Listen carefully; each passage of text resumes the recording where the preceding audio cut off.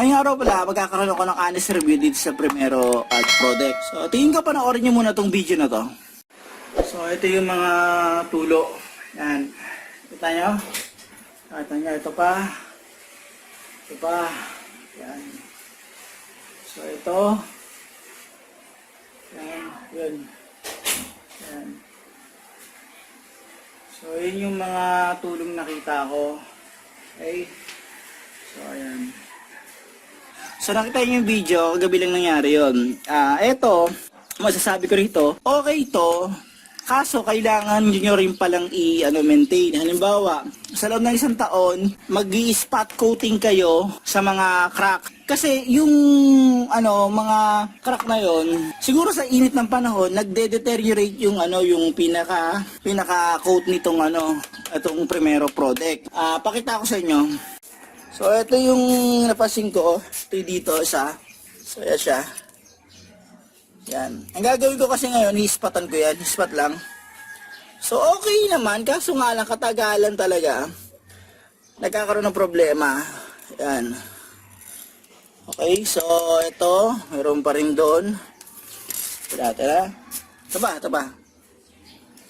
Yan. Yan. Yan. Pero pa yun eh.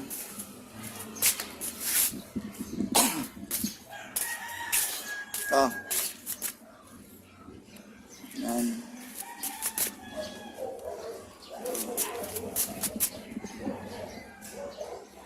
Yan. Ito. Maliit dito eh. Yan. Ito, ispatan ko na to.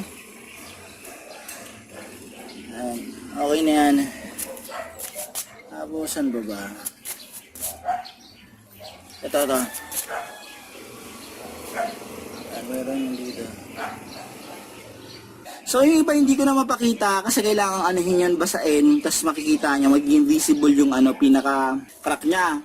So ang masasabi ko rito, yung gantong waterproofing, okay siya, pero hindi pang matagalan. Ibig sabihin parang mini-maintain nyo pa rin. Gaya na nangyari sa akin, 7 months pa lang, nagkaroon na ng mga ibang crack.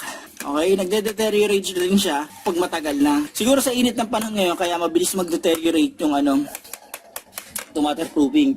So, ang gagawin namin solusyon, yan, papabubungan na lang namin yung part na yan. Yan, tapos, yan, yung part na yan, papabubungan namin. Okay, para kahit paano, hindi masyadong yung tutok ng init at saka yung ulan, hindi dediretso agad dito. Okay? So, yun lang mga paps.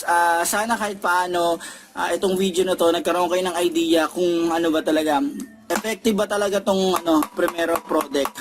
So, paano mga paps? Maraming salamat sa inyo.